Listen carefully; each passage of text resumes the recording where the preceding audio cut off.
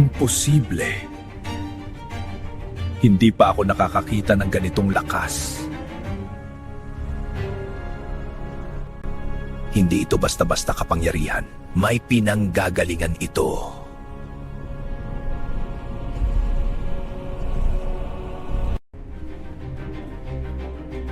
Boss, nakahuli kami ng isang estranghero, pero hindi siya umubra sa amin. Ano ang gagawin namin sa kanya? Dalhin niyo siya dito. May plano akong naiisip para mabitag si Ming at makuha ang kanyang kapangyarihan. Nalalapit na. Makukuha ko na ang kapangyarihan ng pusang iyon. Mapapasakin na ang baryong ito. Wala nang sinuman ang makakapigil sa akin. Kahit pa si Haring Ming, makukumpleto ko na ang tunay na kapangyarihan.